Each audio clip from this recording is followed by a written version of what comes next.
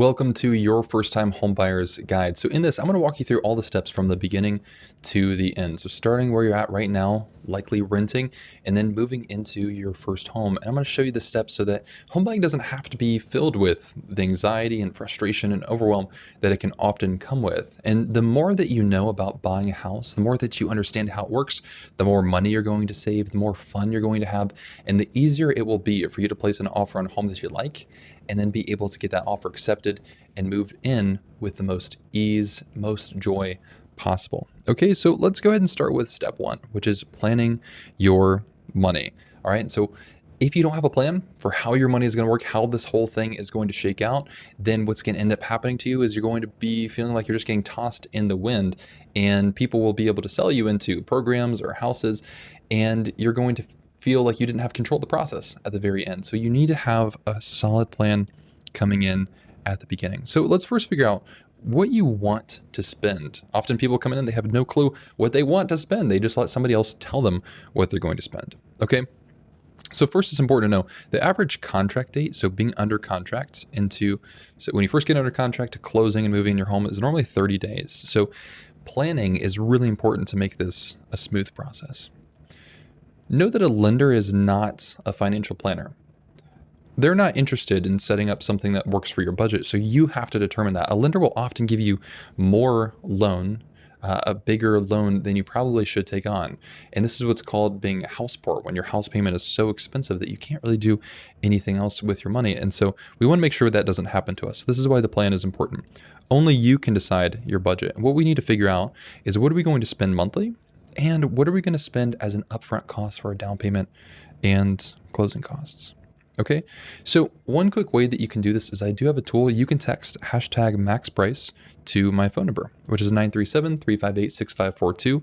And what that's going to do is send you a link to this calculator where you can put in your income, you can put in your debts, and it's going to tell you an estimated max purchase price amount.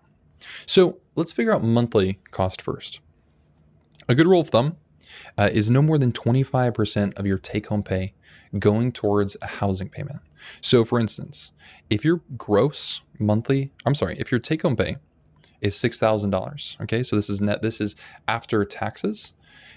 We can take that times 0.25, and that gives us $1,500. So we know that our max payment right here, made of principal, interest, taxes, insurance, and HOA cost, we don't want it to exceed that $1,500. Now, you might be looking at $1,500 if this is your take-home pay and say, this is actually still too much for me. You ultimately have to figure out your budget and see what is comfortable. What can we spend per month right now? Right now, you're probably spending a certain amount for your rent. Okay, how much can you spend on a mortgage payment? And keep in mind, you also have utilities. You might have maintenance costs that go in there as well. Things that you need to be aware of. But 25% of take-home pay is a good rule of thumb that a lot of people will use. So we have the monthly cost. But then we also have an upfront cost as well, right? We have a down payment. We also have closing costs and some other upfront costs that we have to be aware of when we're purchasing a home. So we do have the down payment first, and this is the biggest thing most people think about. Well, the down payment's actually a lot less than you might think it is, right? Some people think it's 20%. It's really not the case. Here are the four main types of loans, and you can see the minimum down payment with each. So conventional loans, these are normally good if you have a 680 credit score or higher. The minimum is 3% down for first-time buyers. FHA is good for if you have lower credit or some credit issues. It goes all the way down to a 500 score. You can do a 3.5% down payment. So FHA is a little weird. If you have a 500 to a 579 credit score, it's 10% down. If you have a 580 plus credit score, it's 3.5% down. And then USDA and VA are both 0% down.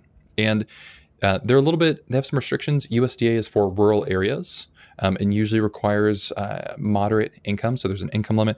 And VA is only if you are a veteran. So off the bat, this might be lower than what you anticipated as well. So what you can do is you can take these numbers and multiply it times a purchase price, right? So you can take 3% times $200,000 as the purchase price. So the down payment minimum is $6,000. On top of the down payment, you have closing costs. And closing costs are the fees that are required to close on a home, and they're charged by various different people, not just one person. Often people think it's just a lender. There's actually a lot of people in the transaction who are charging closing costs. And so an example of this would be the appraisal, all right? That's going to cost money. The lender is also going to likely charge a fee. a title company is going to do a title search of your home. They're going to charge a fee. The county is also going to charge to record your deed and your mortgage. You'll also have taxes that you likely will pay to put into an escrow account, insurance. So all of these things come together as closing costs. It's not just one fee. A lot of people think it's just this like random fee that somebody charges to make more money. It's really not the case. It's a bunch of people who are providing services during the transaction. That's how they get paid, is through those closing costs. And this is going to vary wildly based on the lender you choose and the service providers that you choose and what taxes look like in your area. But 2 to 4% of the purchase price is going to be a good rule of thumb here. Now, there are ways that you can have negotiate the seller to pay some of these. We won't explore that right now, but this is a good rule of thumb. Then you also have your out-of-pocket costs. So an out-of-pocket cost that you would have would be something like the home inspection. If you get a home inspection, technically it's not included in closing costs, but you'll probably run somewhere around $400 to $500 for a home inspection, and that's going to be paid after you get under contract up front. Even if you don't close on the house, if something falls through, you still had that cost that you paid. So it's important to keep that in mind and make sure you know about all of those, all of these things, the down payment, closing costs, and out-of-pocket costs before you get started.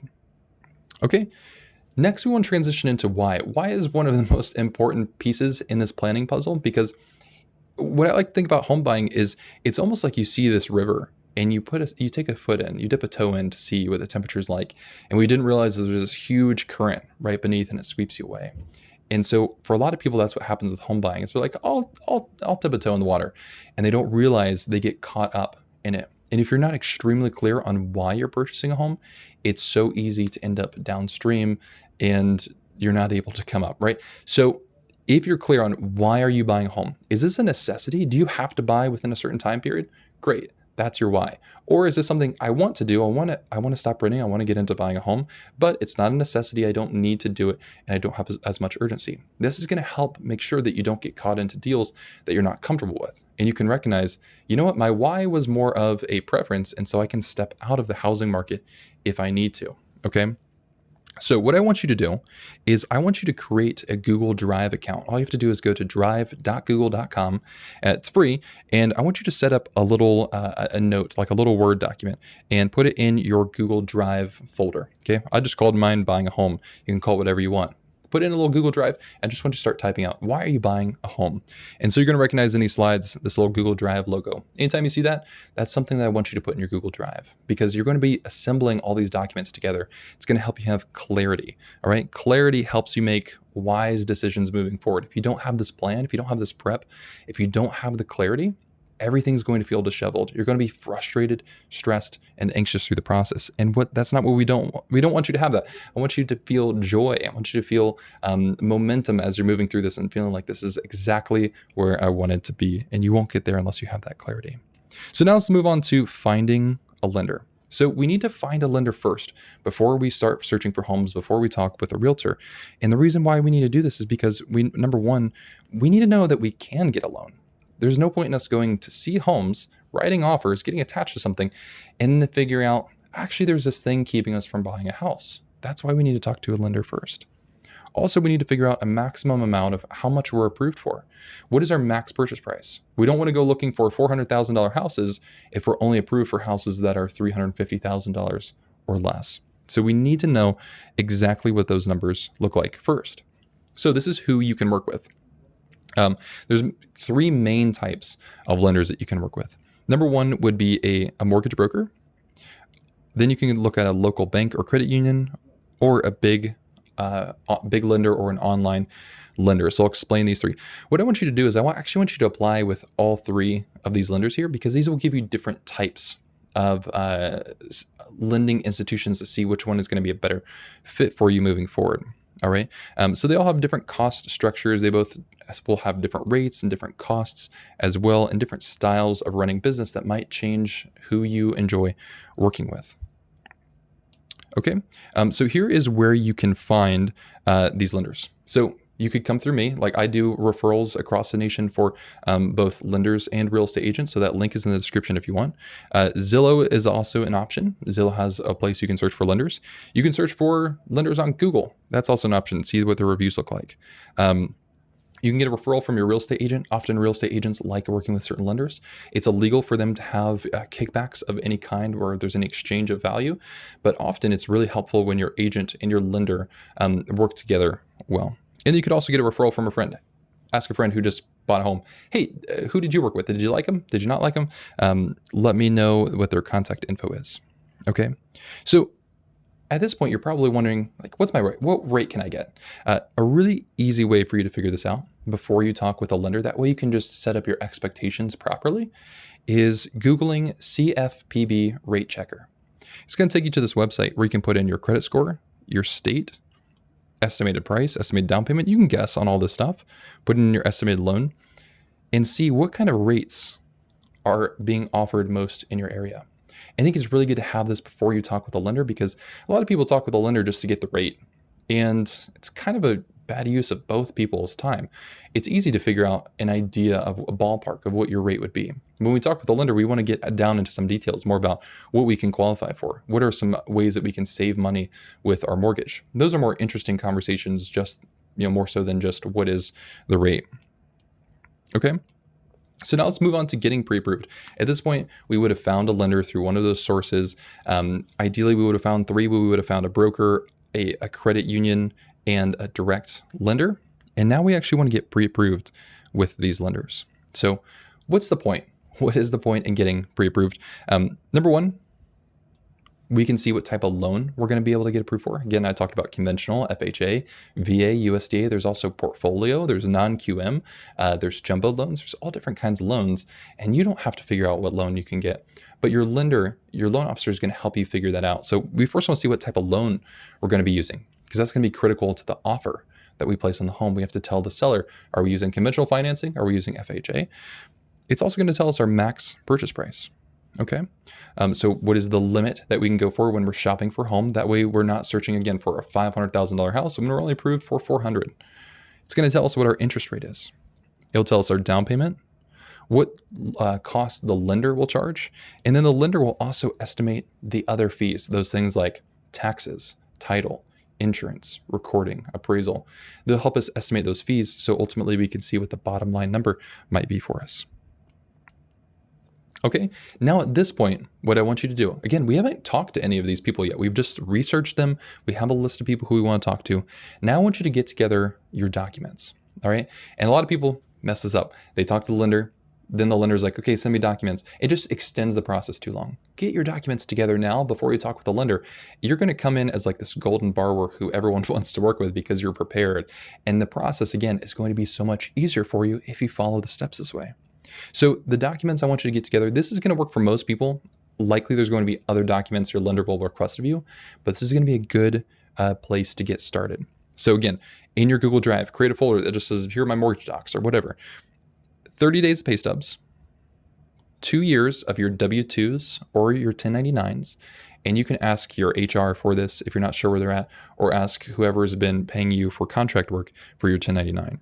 Past 2 years of tax returns, past 2 months of the bank statements you'll be using for your down payment and closing costs, okay? They don't need to see all your bank accounts, just whatever has the money in there for your down payment and closing costs.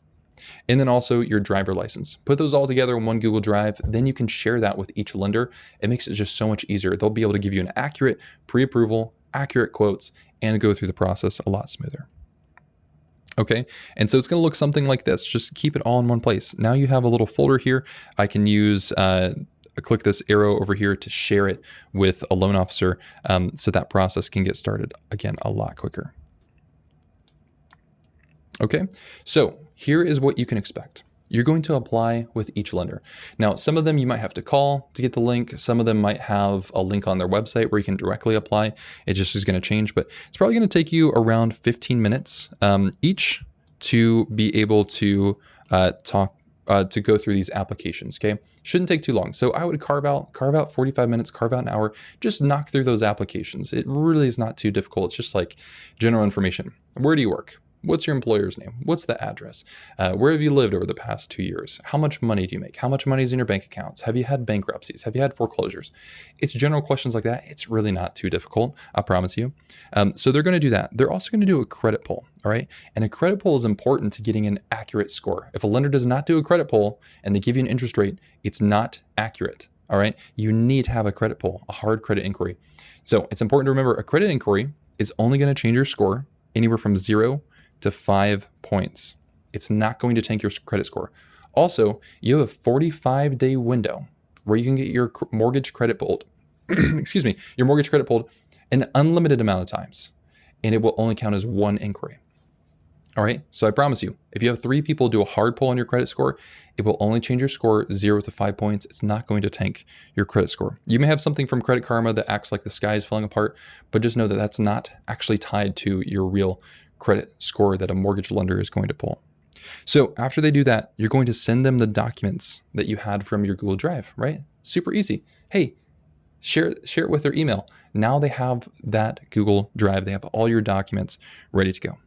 Then after that, they should be giving you a full quote. And what I mean by full quote is it needs to tell us the rate, the monthly payment, and all costs. I want their closing costs, and I want all estimated closing costs to give me a bottom line number. That way I can see exactly what it's going to cost, estimated with lender A, lender B, and lender C.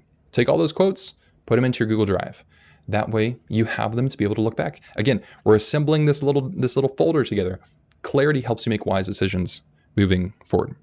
They're also going to send you a pre-approval letter. And the pre-approval letter is something that you'll end up giving to your agent. They'll put it in with your offer. And that's going to help you stand out to say like, hey, I actually have the ability to purchase this home. I have the funds to purchase this home because I have this pre-approval. Put it into your Google Drive so you have that as well. Okay. So we have these 3 loan offers.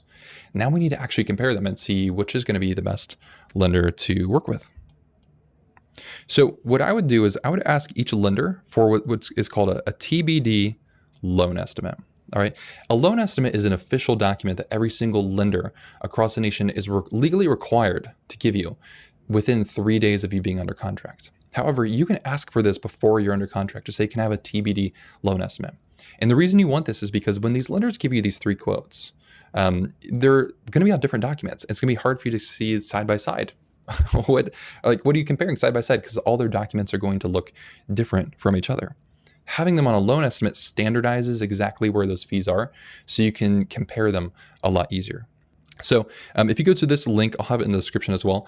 There's a little loan estimate explainer tool. It's kind of interactive and you can explore a loan estimate. And this is what the loan estimate looks like. It's going to be these 3 pages of importance that you'll want to look at. So page 1 of the loan estimate is going to tell you just some important highlight information.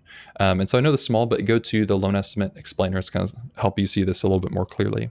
So it's going to show you things like the purchase price, the loan amount, the interest rate, the monthly principal and interest payment. It's also going to show you, is this a 30-year loan? Is it a fixed rate or an ARM?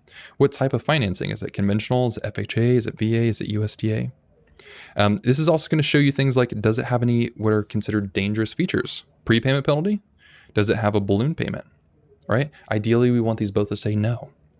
It's also going to show us, is there mortgage insurance? If so, what year does it fall off? I can see in this loan, at year 8, mortgage insurance of $82 a month drops off. Okay, fantastic. It's also going to show me an estimate of property taxes and homeowners insurance. Okay, it'll show me a total of closing costs and an estimated cash to close. Estimated cash to close is theoretically what's going to be due from you that you would bring as a cashier's check or a wire to the closing table. This is the bottom line figure. So right off the bat, if we could see 3 lenders' page 1s, we have a good idea of the different types of loans that we're working with without having to try to figure out, okay, their interest rates over here and their interest rates over there and their interest rates over here. Like that gets too difficult. If they're on the same document, I can see interest rate, interest rate, interest rate, side by side. Okay, page 2 is where you get into closing cost details. So in section A, this is what the lender charges, okay? And so this won't change. Everything from section B all the way down to section J, these are all going to be estimated by the lender. So don't choose the lender based off of these costs because they're estimates. These costs will change depending on the property that you purchase, not the lender that you work with.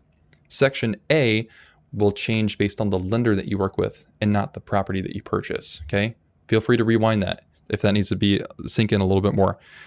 Down here is your calculating cash to close. This is where they're going to add everything up. So your total closing costs plus your down payment minus any credits that you might be getting from the seller to give you your bottom line cash to close.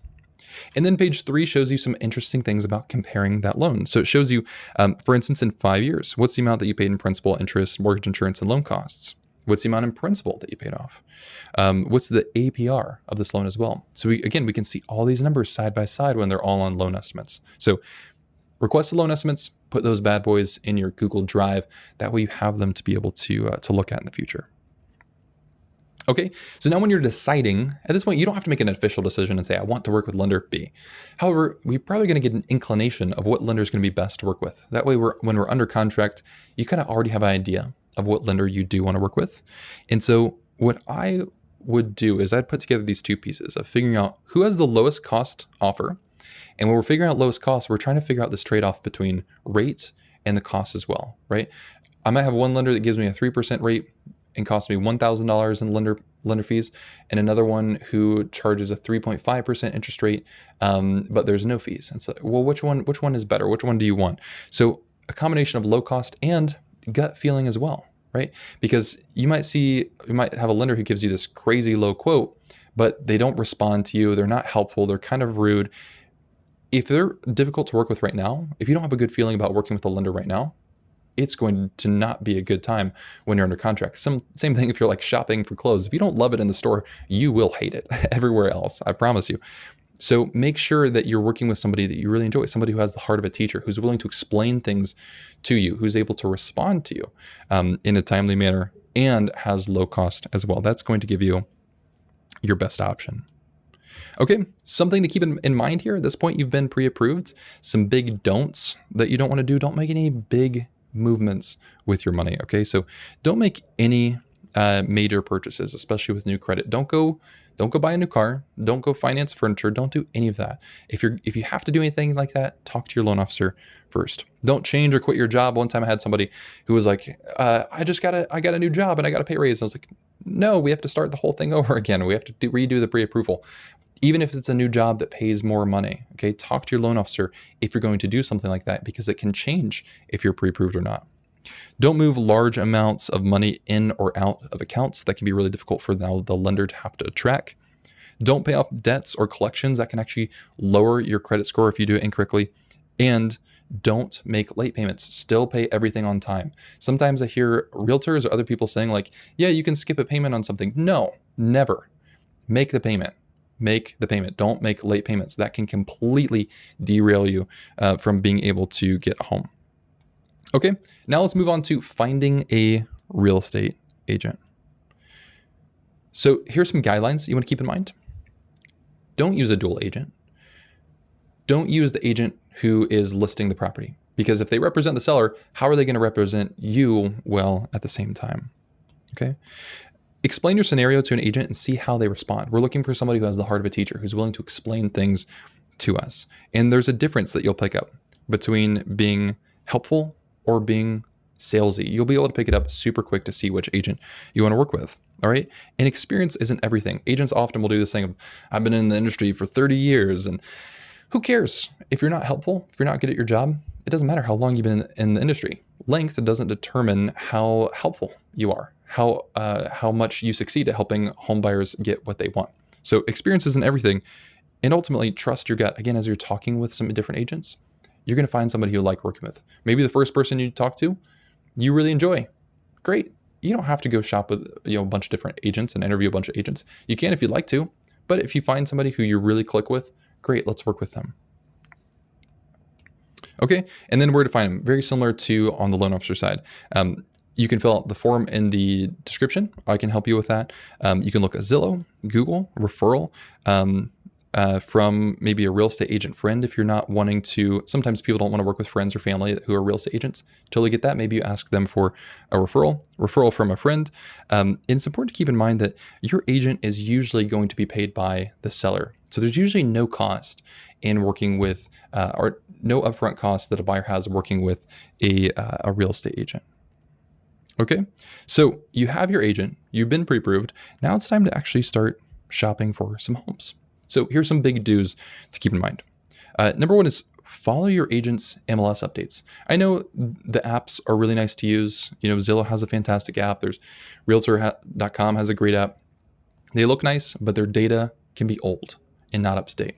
Your real estate agent is going to be connected to a database called the MLS that's going to have updated information as accurate as it possibly can be on new listings that hit the market. And so when you're competing for homes with other people, you want to be the first person to hear about a new home that gets listed. That way you can ideally go see the home first and put in an offer first. So follow those updates. Also, stick to your lender's max price limit. If the lender says, hey, you're approved up to $350,000, don't look at $400,000 houses. You're not going to be able to get it unless you go back to your lender and say, is there any way we can raise this? Don't look at above what you're approved for. It's just going to set you up for emotional disappointment moving forward. Also, stick to your monthly budget. You can talk with your lender and say, hey, I want to stay under a $2,000 a month payment, a $1,500 a month payment. Where do I need to be in my price range? Where do I need to look within that range? That way you can stick to it. Again, don't go find this home, fall in love with it, and then realize there's no way that I'm actually going to be able to afford this monthly. And then use your whys to set a timeline and urgency. If this is something, if you have to purchase a home for whatever logistic reason, that means that, if the home doesn't have everything that I want in it, I still might need to make a move on it. On the opposite side, though, if a home is more of a want at this time, something like I want to do, but it's not urgent, don't go make huge, drastic, urgent moves when you don't have to. Don't commit to a home.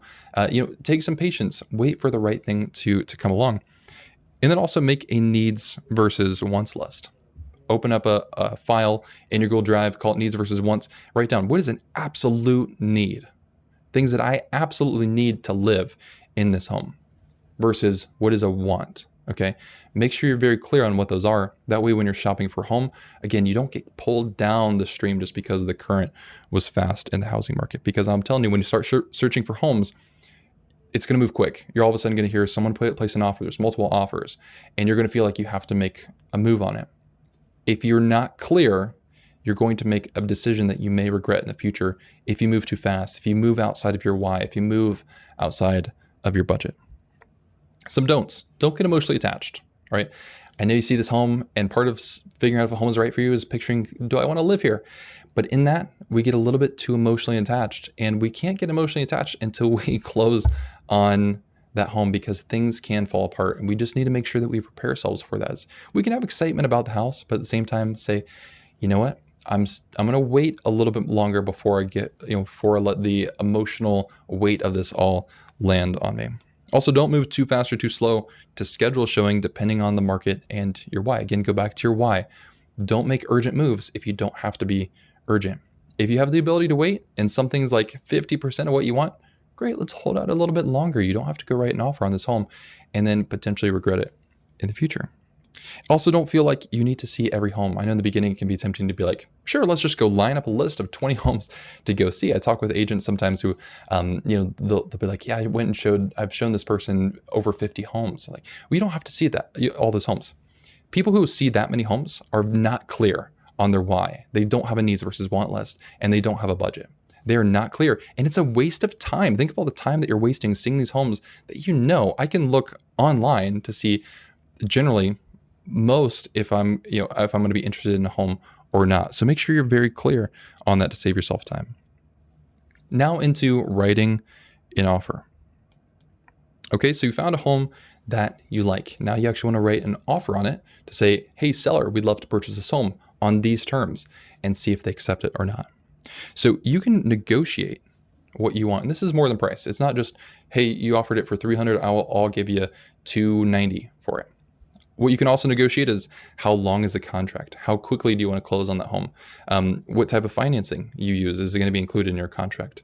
If the seller is going to give you any credit towards your closing costs, that's something you can negotiate. You can negotiate things like inspection periods, how long you have to inspect the home, and if you can ask for repairs. If you are willing to pay above the appraised cost, or Yeah, above the appraised value if it comes in low. There's all these things that you can negotiate. Sometimes you can even include personal items. Talk with your realtor about the logistics of that as well. So you'll put in an offer to the seller, and the seller often will accept or counter your offer. So if they accept it, great, you move forward with that offer that you presented. If they counter, they might come back and say, actually, we'll do this contract, but instead of doing the $3,000 closing cost credit, we want to do zero closing cost credit. And then you can come back and choose to accept that or not. So if accepted, that contract then becomes binding. It's the map of the transaction. And sometimes people can forget, like, this is a legally binding contract that you have to follow. We use the contract as a map to determine the dates, when things get done, and how they get done. So keep in mind that when you're putting in an offer, it's not just it's a serious thing. I hear people talking about like practice offers. Put in a practice offer. No, it's a real offer. Somebody can accept, and then we're legally bound to those terms. Be very careful about what you're doing and what you're actually committing yourself to in these contracts. So some tips. Write an offer that helps you win. In other words, put your best foot forward. If you really, really want to win this house, especially in a competitive market, don't act like you don't want the house, right? If you're dating somebody or you're in a relationship and you like the person, you're not going to benefit if you just sit back and be like, yeah, I kind of like you. How is that going to progress a relationship forward? You tell somebody, you communicate with them, hey, I like you. I like spending time with you. That's what progresses a relationship forward, okay? Same thing when you're writing an offer. If you're interested in it, communicate your interest through the offer. So often I see people who are like, I really, really, really want that house. I'm going to lowball them by $25,000. And then they don't get the house. And then they're really upset. There's a disconnect here. If you want the house, communicate that with your offer because you want the seller to accept your offer. That's how you get the house. So make sure that you do that. Communicate your interest with your offer. Ask your agent how you can make your offer more competitive because there might be little things that you can do in your contract. Things like shortening contingency dates, shortening how long you have for your inspection, shortening how long the contract is. Changing things like your home warranty to be able to make your offer just a little bit more attractive than the other offers the seller might be seeing. Also, consider a compliant offer letter and put it into your Google Drive. So an offer letter is basically where you're writing, some people call these like a love letter or something like that. You're writing a letter to the seller, communicating why you want to purchase the home, how much you want to purchase the home. And it's important with fair housing regulations, talk to your agent about this first and make sure that there are no fair housing violations in there. So likely you're going to have to stay away from anything that involves any personal attributes about you. Mostly you're going to have to stick with details about the home itself. So talk with your agent about the compliance with that. And then here's a big one. Ask your lender to call the listing agent. Often sellers, listing agents will get multiple offers coming in. And a big question the seller has is if we go with one of these offers, we really want to make sure the financing doesn't fall through because that's the thing that can happen. If your lender then calls the listing agent or the seller, if it's a for sale by owner, and can communicate, obviously they're not sharing personal details about your finances, but they can communicate, hey, we have all their documents, we have a full pre-approval, and we've checked that everything is good to go. This person is solid on their financing. Your offer is going to stand out way more than all the other offers that didn't have their lender call at all. Okay, now we want to get a home inspection. So we got under contract. The seller accepted our offer. Now we need to make sure that the home is stable and good condition for us moving forward. So what will happen is a certified home inspector is going to examine the home to identify any issues to bring to your attention. They'll then prepare an inspection report. And again, I want you to take that inspection report, put it into your Google Drive, okay? So on that inspection report, it's going to detail things that need improvement on the home. And often a good inspector is going to produce a report that almost makes it feel like the sky is falling. There's going to seem like there's a lot of issues. And often there's a lot of small things. Keep in mind, new homes have just a bunch of things that need work. Homes always are going to have some little bits of work done. Don't get scared by small things, okay? What you're looking for are these big issues that could cost you thousands of dollars in the future. Little things that only take a drive down to Home Depot and $30 to fix are not things that we're willing to kill a deal over. The things that we're willing to kill a deal over are maybe huge roof problems that we don't have the money for or the capacity for right now.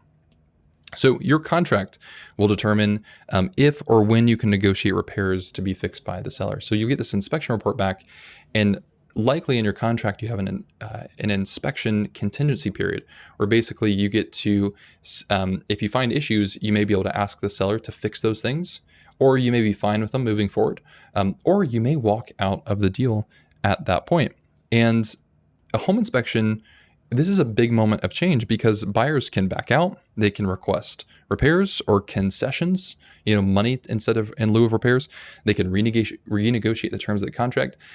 This is a big point where deals can kind of die or change based on how the inspection report came back. So then we move into the underwriting process.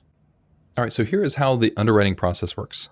So your lender and your loan officer is going to take your pre-approval, and they're going to work on finalizing it into a full approval. So likely they had most of the documents that they needed, most of the information, but they'll probably need to button it up with just a little bit more information. Okay, so they want to make sure that you can pay back the loan by examining and documenting the risk of the loan. That's the whole point of the underwriting process, is the lender's about to give you probably several $100,000. Put yourself in their shoes. If you're giving your friend, like, would you loan your friend $50? I know some of my friends, I definitely wouldn't. So if you're lending somebody hundreds of thousands of dollars, wouldn't you want to check to make sure they have the ability to pay you back? That way they don't go off with your several $100,000 and default on it. That's what the lender's doing. They also have a legal obligation to make sure that they're giving you a loan that's non-predatory based on government regulations. So that's what they're doing here. They're going to ask for a lot of information. Just expect it. Just roll with it. It's not fun. They're not picking on you. It's just part of the guidelines. So through this process, you're probably going to be either talking to your loan officer, or they may have a processor who's helping you navigate and collect those documents as well. So when they ask you for information, it's important to give it to them as quickly as you possibly can. So what they're going to do is they're going to take your pre-approval, all that information, send it to an underwriter. The underwriter will then come back with a conditional approval. And a conditional approval, they'll likely kind of say, hey, congratulations, your loan's been approved. And then they'll probably say, please send us the following documents. And it's all going to be situation based, but I have some examples of what may come back in a conditional approval. And again, this is where you had most of the information in the pre-approval, but the conditional approval is basically saying, hey, to close the loan, to get a final clear to close, we still need a couple other things. For some people, they don't need to send in anything. For others, there might be quite a few documents depending on how complex your loan is. So for instance, they might say something like, hey, we need page 3 of the bank statement. Maybe that was missing when you sent it in. They need evidence of homeowner's insurance. So they need to see that you have a homeowner's insurance declaration page that you went out and got. Maybe they want a letter of explanation for, hey, they saw 123 Main Street came up on a report. Maybe that was a past address you lived at. And so your letter, I keep it in this, letter of explanation says, hey, I used to live at this property, but I no longer live at this property. Sign it, that's it. Maybe a most recent pay stub because your old one expired, because the lenders have an expiration on these documents. And then maybe they also ask for like, hey, send us the contact for your HR or your manager so we can do a verification of employment. So it'll be things like that. Sometimes a conditional approval can come back and you can be like, oh my gosh, I didn't know my loan was going to fall apart. And it's not the case. Conditional approval, everyone's going to have a conditional approval. So it's like, it's the most normal thing. Just expect it. It's all you need to do is collect those documents and send them back to the lender. You also want to get homeowner's insurance at this stage. And homeowner's insurance is going to cover things like fire, natural disaster, and things like that. Take your homeowner's insurance declaration page, put it into your Google Drive folder. Again, assemble it all together. Clarity helps you make wise decisions moving forward. You can shop for your insurance coverage to find what works for you. So again, maybe you're Googling, you can look on online. I guess that's Google. You can ask friends. You can go with whoever has your current car insurance or things like that. You can go ahead and shop for multiple quotes for insurance. So your insurance quote most of the time is going to be included monthly in your mortgage payment.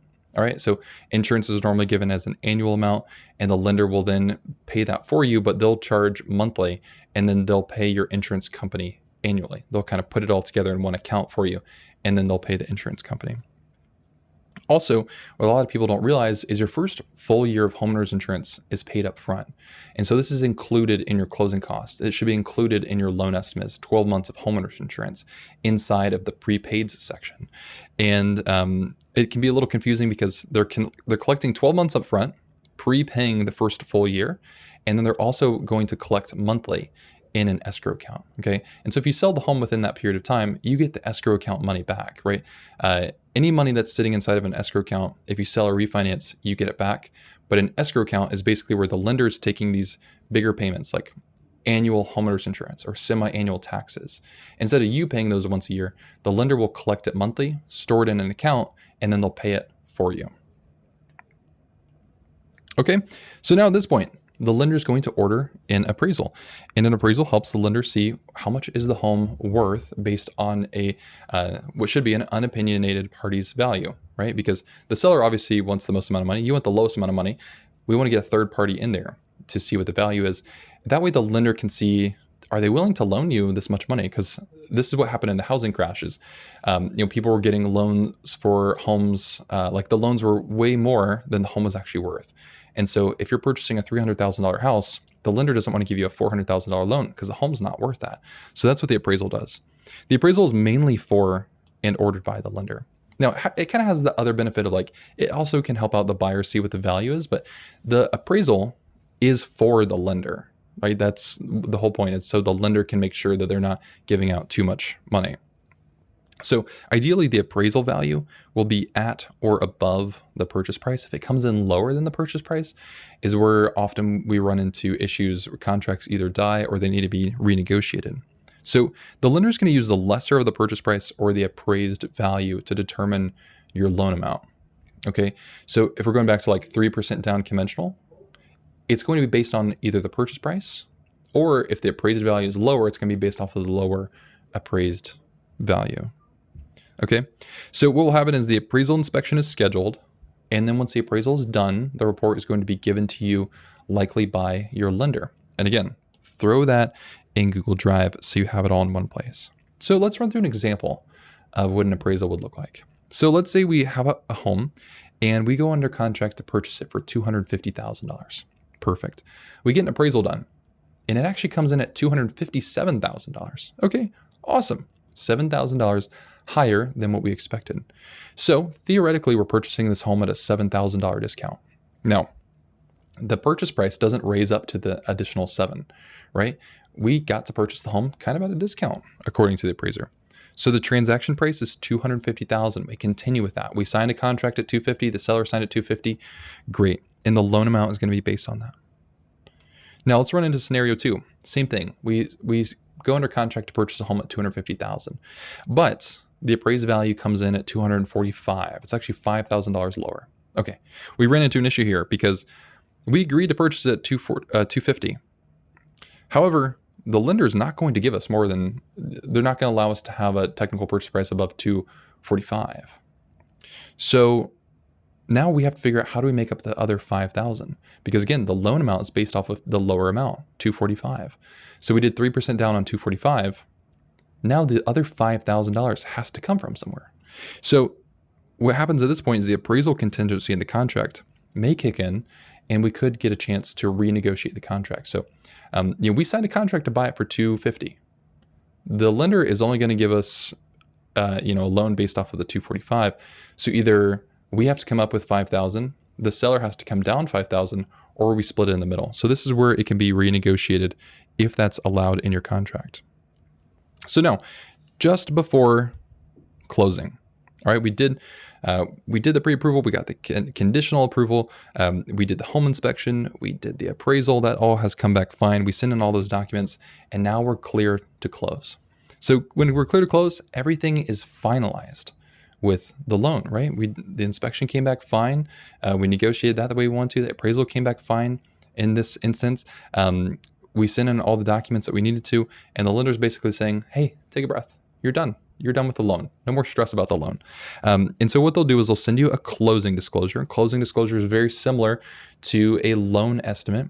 It just ends up being the final version. The loan estimate in the word is an estimate, or in the title is an estimate. It can fluctuate depending on what's changing in the transaction. Closing disclosure should be locked down and finalized here for you.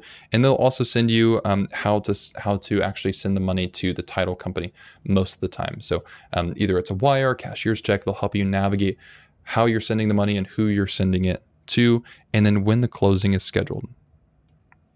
So Just before closing, what you're going to be doing is likely a final walkthrough, and this is going to be negotiated in your contract in the very beginning. Again, we talked about the contract as the map, and the contract you can see has been guiding a lot of these things about the inspection, about the appraisal, about the walkthrough.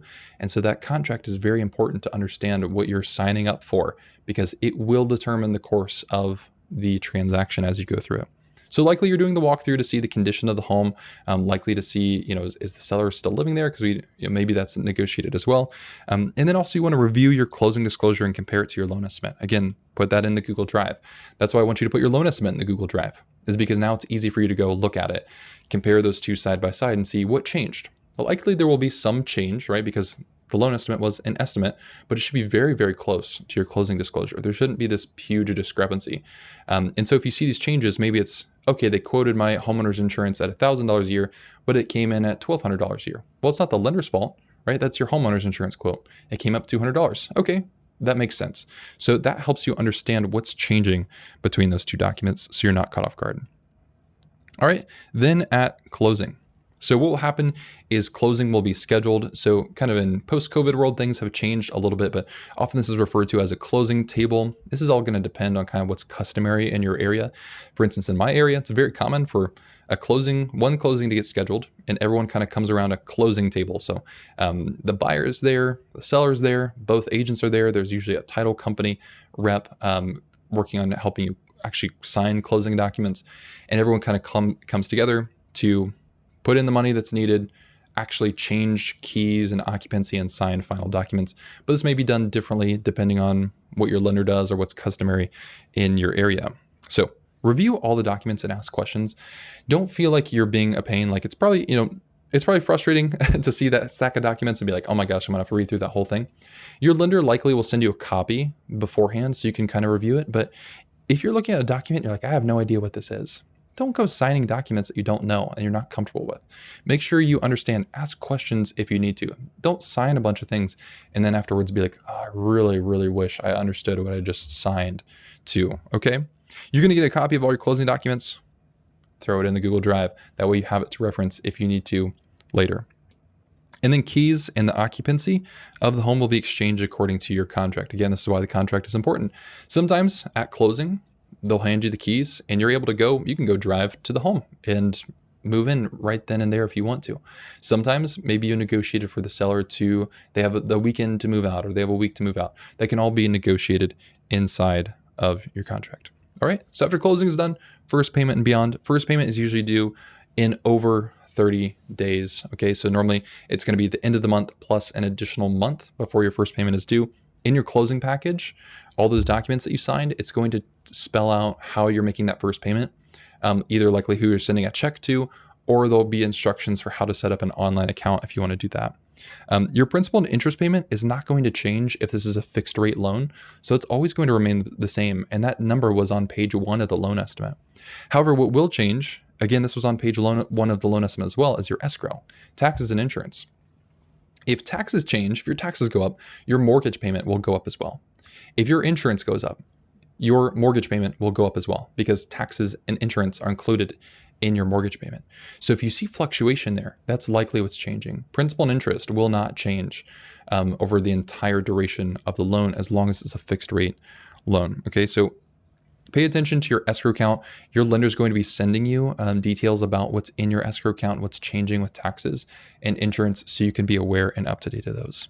Hopefully this process wasn't super overwhelming at this point, or just learning about it. And maybe it was, and if so, that's okay. When you're kind of getting into something new, something that feels new, it can feel overwhelming at first. But I hope this helped give you some more clarity and understanding a little bit more about what's going on, because I promise you, just by watching this video, you're more prepared than like 90% of other home buyers. And the more prepared you are, the easier it is to actually win a bid, right? When you put in multiple offers, it's easier for you to figure out ways that you can stand out. So you can find a home that you like and actually be able to move into it. You can also make sure that you're comfortable with the loan that you're getting. You're comfortable with the budget that you're setting aside. Buying a home should be an enjoyable process. It's a tough process, but it should be an enjoyable process. There should be an element of fun, of lightness, of joy in it as well. And the more that you know, the more that you're prepared for, the more that you understand how to navigate some of the hurdles by watching videos like this, the easier it's going to be moving forward. So I wish you the best in moving into your new home.